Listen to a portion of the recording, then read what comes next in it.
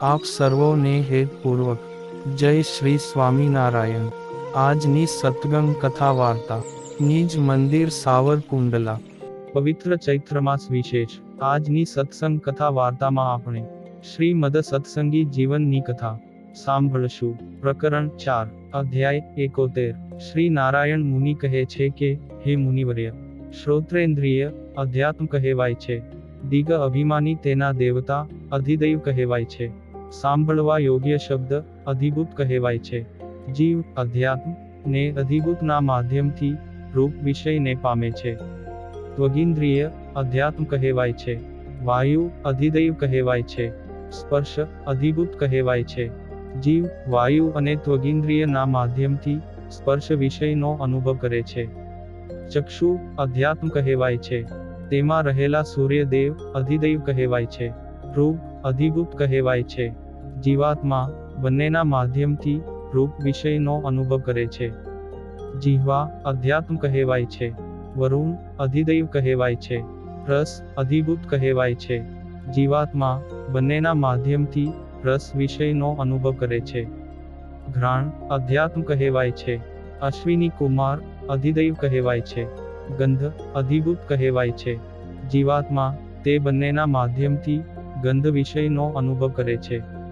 વાગ અધ્યાત્મ કહેવાય છે। અગ્નિ અધિદૈવ કહેવાય છે। વચન અધિભૂત કહેવાય છે। જીવાત્મા તેના માધ્યમથી વચન બોલી શકે છે। હસ્ત અધ્યાત્મ કહેવાય છે। ઇન્દ્ર અધિદૈવ કહેવાય છે। આદાન પ્રદાન અધિભૂત કહેવાય છે। જીવાત્મા તેના માધ્યમથી આદાન પ્રદાન રૂપ વિષયનો અનુભવ કરે છે। પાદ ઇન્દ્રિય અધ્યાત્મ છે। તેમાં રહેલા વિષ્ણુ અધિદૈવ છે। ગમન આગમન રૂપ પાદ વ્યવહાર તે અધિભૂત છે। જીવ તે અધિભૂતનો અધ્યાત્મ અને અધિદૈવ દ્વારા વિષયનો અનુભવ કરે છે। વાયુ અધ્યાત્મ કહેવાય છે। મિત્ર અધિદૈવ કહેવાય છે। મળ ત્યાગરૂપ વ્યાપાર અધિભૂત કહેવાય છે। જીવાત્મા બંનેના માધ્યમથી મળ ત્યાગરૂપ વિષયનો અનુભવ કરે છે। શીશ અધ્યાત્મ કહેવાય છે। પ્રજાપતિ અધિદૈવ કહેવાય છે। આનંદ અધિભૂત કહેવાય છે। જીવાત્મા બંનેના માધ્યમથી આનંદરૂપ વિષયનો અનુભવ કરે છે। મન અધ્યાત્મ કહેવાય છે। ચંદ્ર અધિદૈવ કહેવાય છે। સંકલ્પ અધિભૂત કહેવાય છે। જીવાત્મા બંનેના માધ્યમથી સંકલ્પ વિકલ્પ રૂપ વિષયનો અનુભવ કરે છે। બુદ્ધિ અધ્યાત્મ કહેવાય છે। બ્રહ્મા અધિદૈવ કહેવાય છે। નિશ્ચય અધિભૂત કહેવાય છે। જીવાત્મા બંનેના માધ્યમથી નિશ્ચય રૂપ વિષયનો અનુભવ કરે છે। અહંકાર અધ્યાત્મ કહેવાય છે। રુદ્રદેવ અધિદૈવ કહેવાય છે। અભિમાન અધિભૂત કહેવાય છે।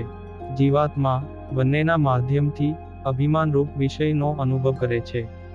ચિત્ત અધ્યાત્મ કહેવાય છે। વાસુદેવ અધિદૈવ કહેવાય છે। ચિંતન અધિભૂત કહેવાય છે। જીવાત્મા બંનેના માધ્યમથી ચિંતન રૂપ વિષયનો અનુભવ કરે છે। આવી રીતે અધ્યાત્મ વગેરેનો વિભાગ સ્પષ્ટપણે 3 પ્રકારે નિરૂપણ કર્યો।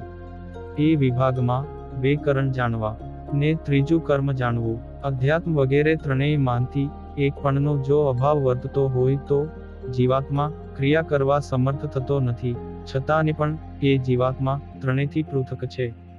તેમજ સ્વયં જ્ઞાન સ્વરૂપ છે, પ્રકાશ સ્વરૂપ, જીવ સ્વરૂપ તેમજ ક્ષેત્રજ્ઞ। આ આત્મા સામાન્ય સત્તાથી શરીરમાં ને વિશેષ સત્તાથી હૃદયાકાશમાં વ્યાપીને રહ્યો છે।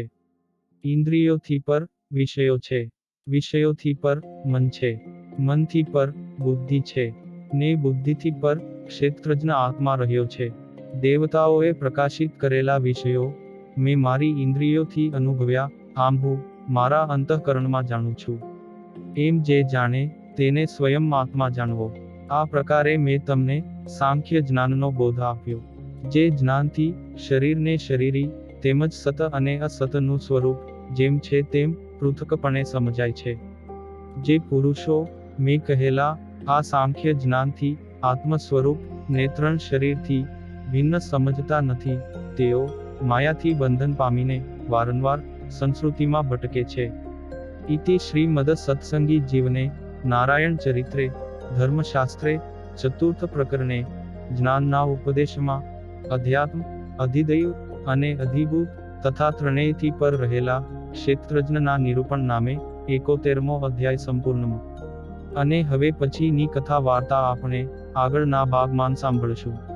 અત્યારે આપ સર્વોને ભાવથી જય શ્રી સ્વામિનારાયણ.